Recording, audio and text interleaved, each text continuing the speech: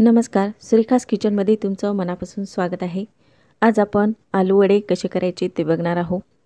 आमच्या इकडे विदर्भामध्ये याला आलू बोंडे असे म्हणतात। तर आज आपण विदर्भ स्पेशल आलू बोंडे कसे करायचे ते बघणार आहोत। माझ्या चॅनलवर तुम्ही नवीन असाल तर माझ्या चॅनलला लाईक, शेअर आणि सबस्क्राइब करायला विसरू नका। चला तर मग रेसिपीला सुरुवात करूयात। तर इथं मी 5 बटाटे असे उकडून घेतलेले आहेत। बटाटे उकडताना डायरेक्ट पाण्यामध्ये उकडायचे नाही, त्यामुळे काय होतं याला जास्त पाणी सुटतं किंवा यामध्ये पाणी जाऊन बसतं।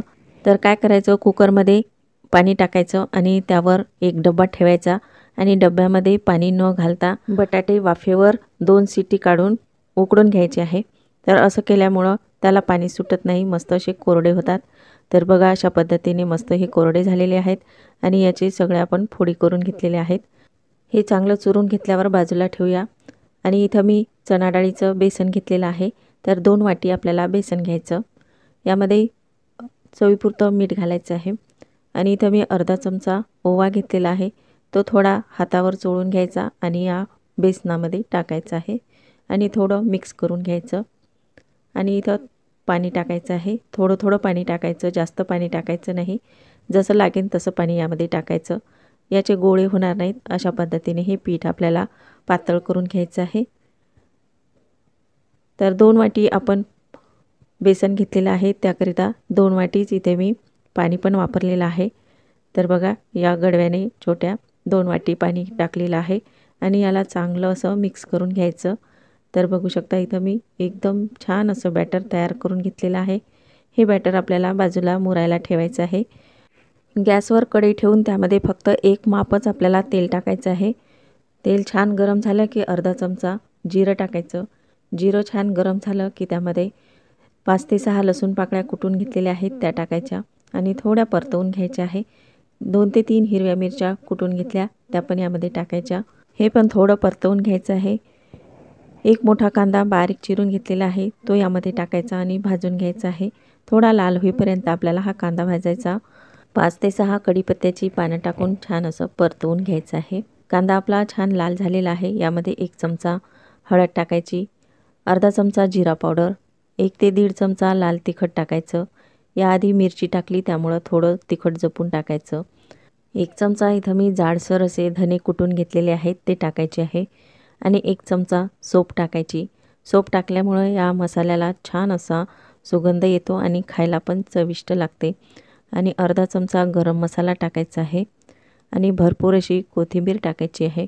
तर कोथिंबीर आपला हा मसाला परतवतानाच टाकायची, याला जास्त खमंगपणा येतो। हा मसाला आणखीनच चविष्ट होण्याकरिता इथं मी अर्धा चमचा साखर टाकली आणि 1 चमचा लिंबूचा रस टाकायचा आहे। तुम्हाला हे टाकायचं नसेल तर तुम्ही नाही टाकलं तरी चालते, पण याने मसाला खूप चविष्ट होतो।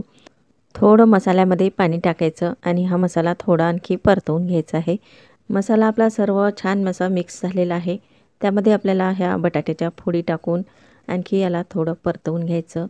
हा सर्व मसाला एक साईडला करून घ्यायचा आणि 2 चम्मच इथं मी बेसन घेतलेलं आहे, ते बेसन आपल्याला यामध्ये भाजून घ्यायचं आहे। तुम्ही आधी हे बेसन भाजून घेतलं तरी चालू शकतं। तर यामध्ये थोडं बेसन घातलं की हा मसाला आणखीनच चविष्ट लागतो। तर बघा अशा पद्धतीने बेसन भाजून घ्यायचं आणि सर्व यामध्ये मिक्स करून घ्यायचं आहे। असं केल्यामुळं काय होतं की बटाट्यामध्ये एक्स्ट्रा पाणी असेल तर ते पूर्ण सोकून घेतं हे बेसन आणि पाणी सुटत नाही। आणि दुसरी गोष्ट म्हणजे आपला हा मसाला खूप चविष्ट पण लागतो। बेसन टाकल्यामुळं हा मसाला पण असा एकजीव होतो किंवा मस्त असं याचा गोळा बनतो। तर हा छान असा आपला हा मसाला पूर्णपणे तयार झालेला आहे आणि नंतर यामध्ये आपल्याला चवीपुरतं मीठ टाकायचं आहे। तुम्ही आधीच मीठ यामध्ये टाकलं तर ते मीठ कमी जास्त होऊ शकतं।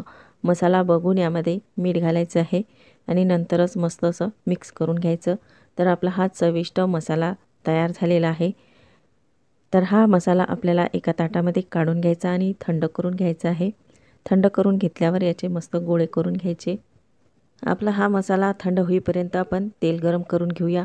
तर एका कढईमध्ये तेल टाकून घ्यायचं आणि हे गरम करायला ठेवायचं आहे। इकडे आपला मसाला पण थंड झालेला आहे, त्याचे आपण गोळे करून घेऊयात। तर बघू शकता अशा पद्धतीने गोळे करून घ्यायचे।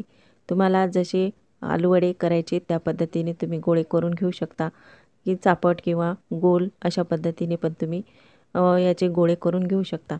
तर मी इथं असे 10 ते 12 गोळे करून घेतलेले आहेत आणि हे बॅटर पण आपलं मस्त असं छान झालेलं आहे, तर मस्त मुरलेलं आहे।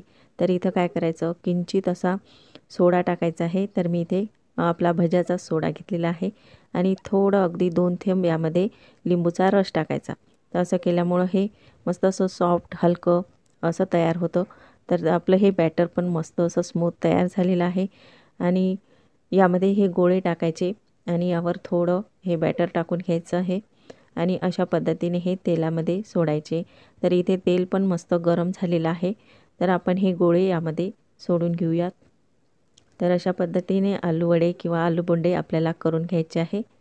आलूबोंडे तळताना तेल जास्त ठेवायचं आहे, म्हणजे हे आलूबोंडे बुडतील इतपत आपल्याला तेल यामध्ये ठेवायचं आणि तेल चांगलं कडकडीत असं गरम करून घ्यायचं आणि नंतर गॅस थोडा कमी करायचा आहे।